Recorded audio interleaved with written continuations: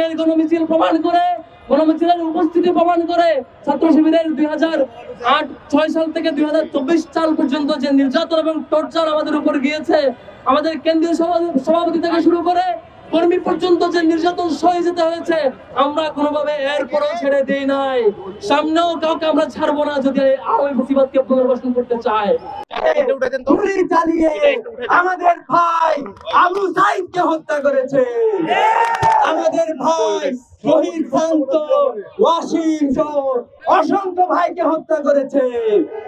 আমরা ভেবেছিলাম অচিরেই এই সকল হত্যাকারী খুনিদের বিচার এই বাংলাদেশে অনুষ্ঠিত হবে, কিন্তু আমরা দুঃখ ভারাক্রান্ত হৃদয়ে আজকের এই সমাবেশে উপস্থিত হতে পেরেছি।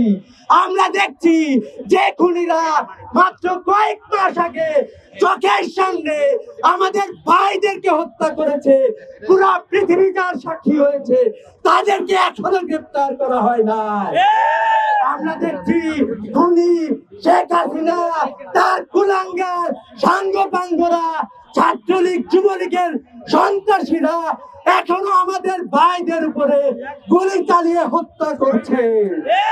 আমরা বলতে চাই যে আপনারা ভাববেন না যে আমরা দ্বিধা বিভক্ত হয়ে গিয়েছি। আওয়ামী লীগের বিচার নিশ্চিত না হওয়া পর্যন্ত কাউকে কোনো ছাড় দেওয়া হবে না।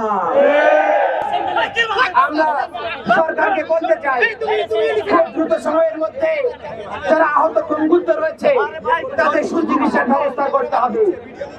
আমরা আরো দাবি জানাই, সকল রাজনৈতিক মামলা প্রত্যাহার করে আজহার ভাই সহ সকল রাজবন্দীদের মুক্তি ব্যবস্থা করতে হবে।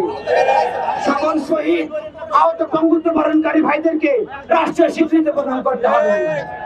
আমরা চাই সরকারের মাধ্যমে জাতীয় ঐক্য গড়ে উঠবে। সংগ্রামী উপস্থিতি, আমরা বলতে চাই আগামী দিনে শহীদদের স্বপ্নের আলোকে সম্প্রীতি এবং বৈষম্য দেশ গড়তে হলে আগামী দিনে দেশ ইসলাম রক্ষার আন্দোলনে আমাদেরকে ঐক্যবদ্ধ কাজ করতে হবে। সংগ্রামী উপস্থিতি, আমরা বলতে চাই যে ভারত আধিপত্যবাদ প্রত্যক্ষ পরোক্ষ ভাবে জুলাই গণহত্যায় জড়িত ছিল, যে আধিপত্যবাদ শেখ হাসিনাকে এবং তাদের মন্ত্রীদেরকে ভারতে আশ্রয় দিয়েছে, তাদের প্রেসক্রিপশনে কোন দলের যে চলুক আমরা সেটি চাই না। আমরা মনে করি যারা ভারতকে আশ্রয় দিবে এবং তাদের প্রেসক্রিপশনে চলবে তাদেরকে কোন সহায়তা দেখতে চায় না। সংগ্রামী ছাত্র জনতা একটা মহল আমাদের মধ্যে ঐক্যের ফাটল দেওয়ানোর চেষ্টা করছে। আমরা দৃঢ়কণ্ঠে বলতে চাই, ছাত্র জনতার কোন ঐক্যের ফাটল ধরানো যাবে না।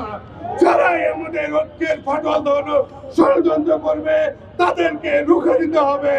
সংগ্রামী ছাত্র জনতা, আজকের কর্মসূচিতে আপনাদেরকে অংশগ্রহণের জন্য ধন্যবাদ। আসসালামু আলাইকুম ওয়া রাহমাতুল্লাহ।